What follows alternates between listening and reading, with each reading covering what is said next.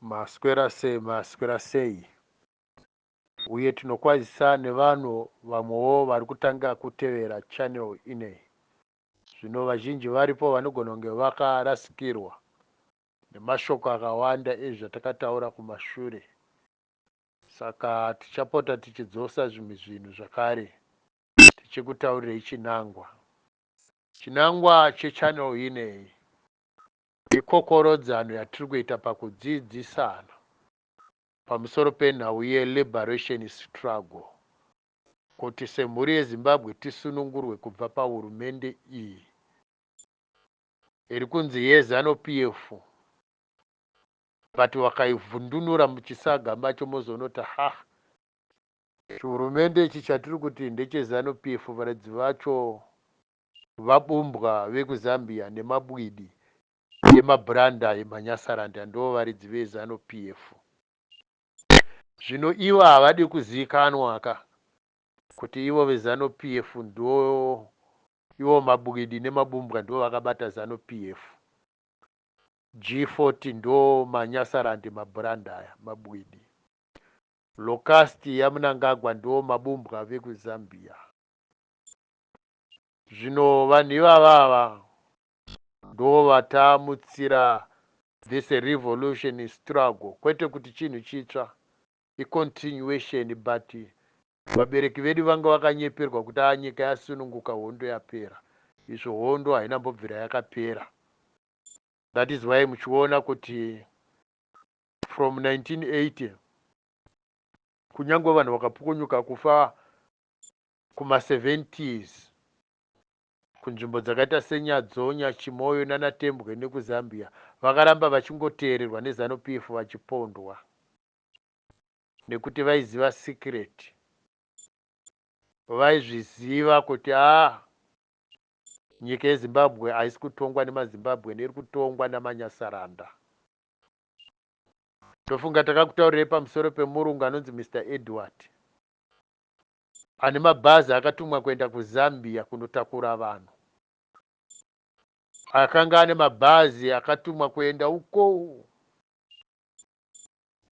kuMalawi kunotakura manyasarandi kuti vange vari in the government. Takataura pamusoro pakaMozi Banda naKenneth Kaunda, mabatsiro akaita hama dzekumusha kwava naRobert Mugabe nana Mnangagwa in the formation of creating a shadow government.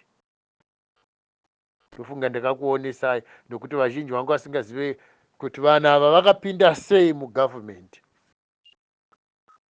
Vanhu vaibvunza maexample okuti ana Victor Matemadanda history yake aidriver mataxi kuZambia, haana musi mumwe chete wakambobata pfuti kana mubhadha kana chichitsvimbo zvacho kana banga. Why is it that anonzi more veteran asina kwaakaarwa? Inhau yekuti pane chihurumende chakagara chagadzirwa nana Kenneth Kaunda vachibatsirana nana Kamuzi Banda, ndobva vauya ndobva vaita take over nyika kubva kuvarungu. So kwakaita vazhinji vakanga vachiziva kuti zvakafambiswa sei nemabwidi nemanyasaranda, vakaita capture zanu-PF.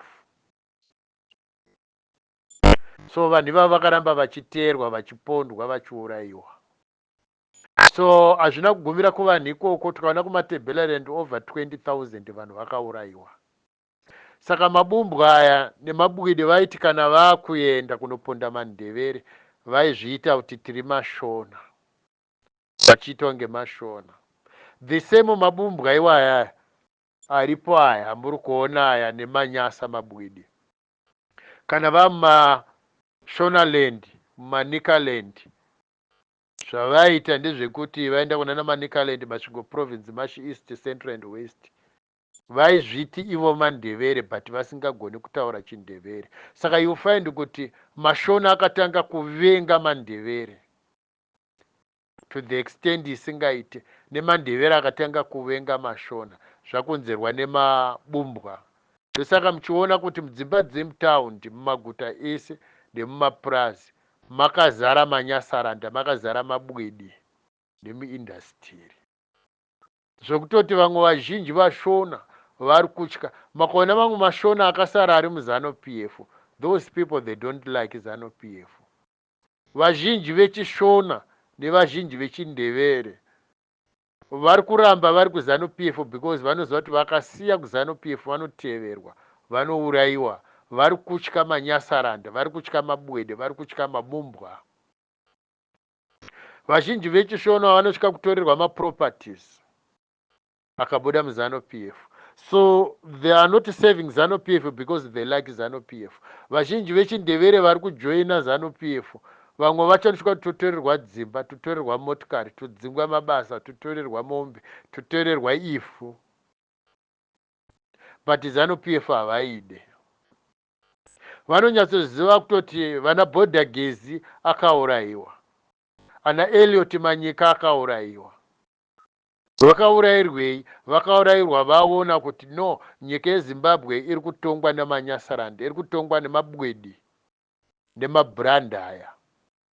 Vazhinji vavo vakazoberekerwa muZimbabwe pamwe chete nevamwe mabumbwe ekuZambia.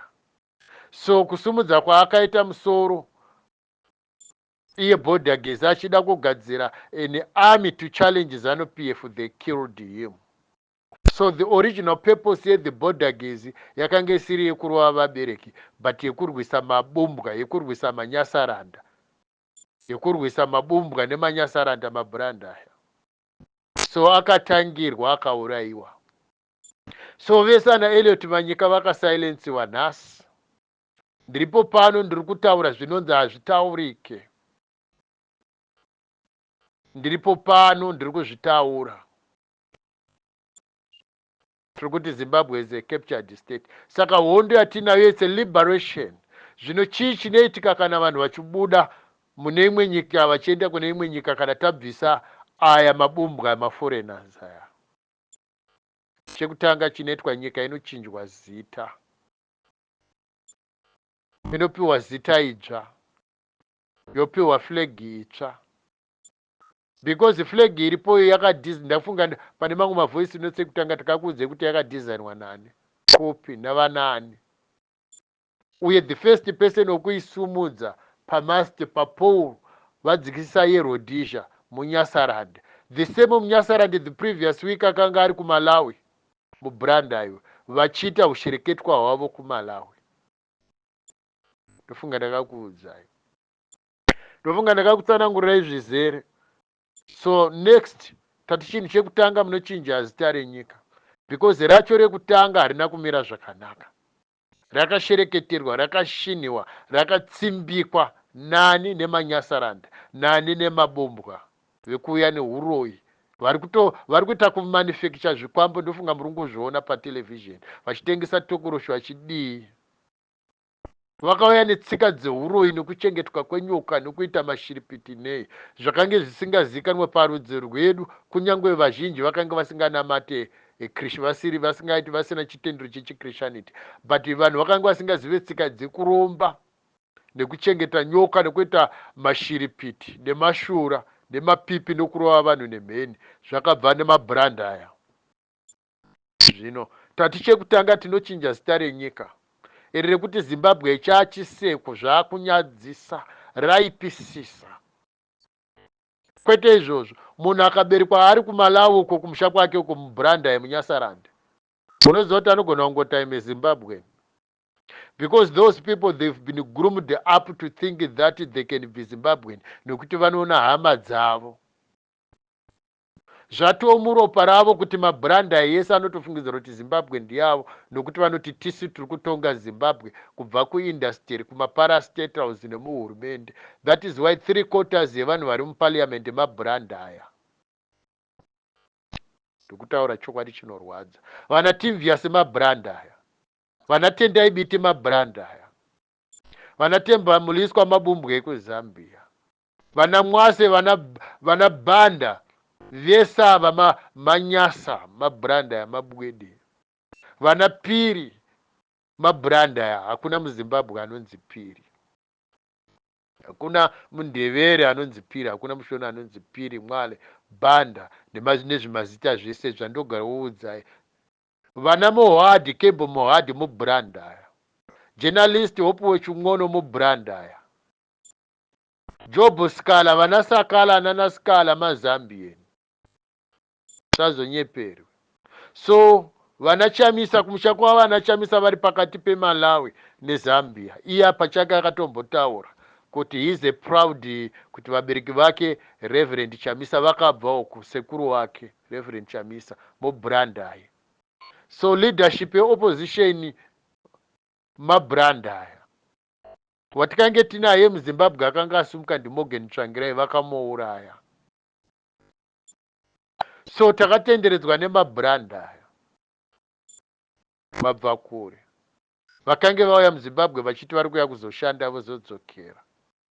Ipolitics dzerudzi dzokuti munhu anobva kumusha kwake achiti ari uya kuzoshanda, iyo bva atanga kusiyana nekushanda uchitanga kutonga nyika. Iko ndizvo vanhu vese muZimbabwe vakutya nekuti vanourayiwa, vanoroyiwa, vanotevererwa, vanobvutirwa. Hakuchina muZimbabwe nane simba. Mundevere wese he was weakened, mushona wese he was weakened. Nani namaBrandaya nemabumbwa.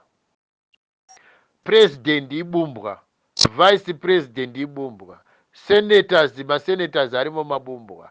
Parliament yakazara 3/4 vanhu ivava.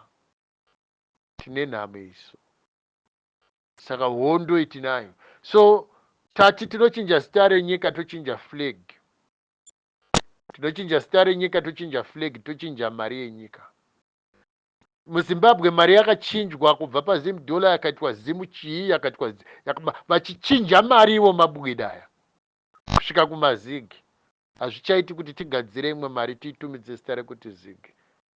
Tichipinda patransition inova nguva yekuzorora, mari tichashandisa mapounds. Symbol of money tiri kubva padollar tichienda kumapounds. Aya mabwide vachadzokera kumusha kwavo kwavanonoshandisa makwacha. Handi kuZambia ikwacha, kuMalawi ikwacha, maBrandaya nemabwide rudzi rumwe chete. Ndosaka muchiona G40 nelocust vanobatana because machawa vanava. Mutauro wavo mumwe chete, chichawa chechiBrandaya nechichawa chekuZambia, rudzi rumwe chete.